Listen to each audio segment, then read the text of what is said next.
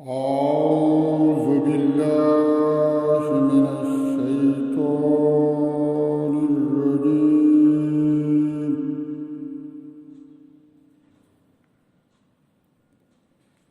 بسم الله الرحمن الرحيم.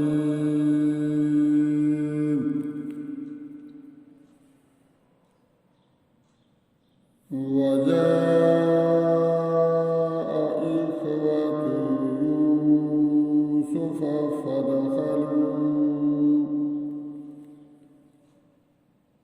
فدخلوا عليه فعرفهم وهم له منكرون.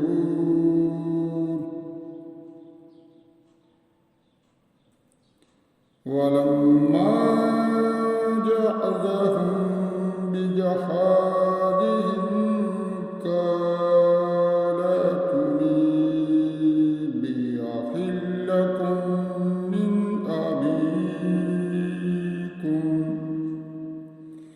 من أبيكم ألا ترون أني أوفي الكيل وأنا خير المنزلين.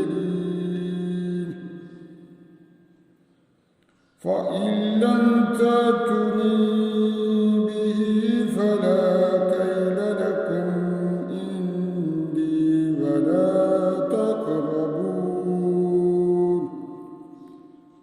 قالوا سنراود عنه أباه وإنا لفاعلون.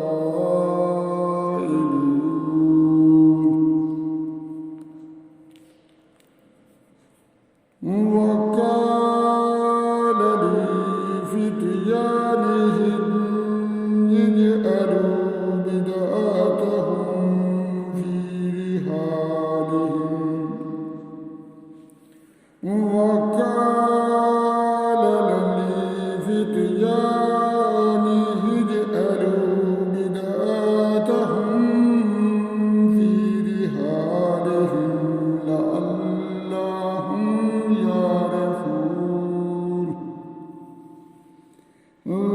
لعلهم يعرفونها إذا انقلبوا إلى أهلهم لعلهم يرجعون.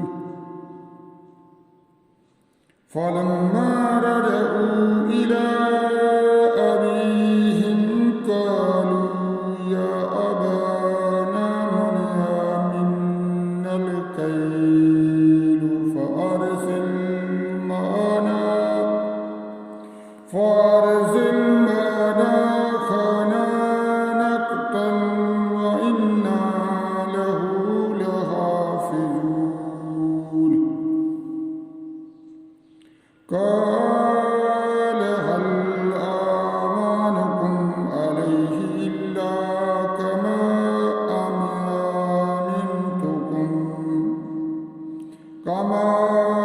أمنتكم على أخيه من قبل فالله خير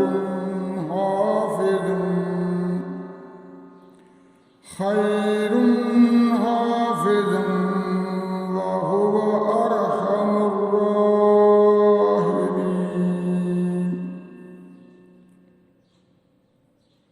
ولما فتحوا متاعهم وجدوا بضاعتهم ردت عليهم. قالوا يا أبانا ما نبغي هذه بضاعتنا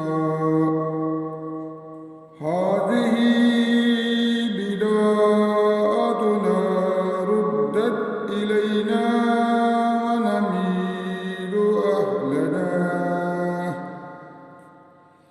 أهلنا ونافدوا أخانا ونزددوا كيل بعير. ذلك كيل يسير. قال لكم حتى تؤتون موثقا من الله لتأتونني به إلا أن يحاط بكم. فلما أتوا موثقهم قال الله على ما نقول وكيل. وقال يا بني لا تدخلوا من باب واحد وادخلوا من أبواب متفرقة وما أغني عنكم من الله من شيء إن الحكم إلا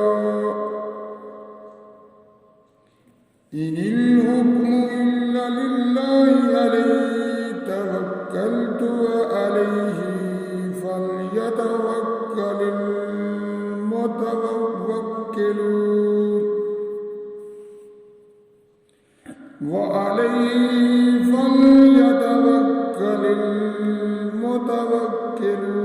المتوكلون.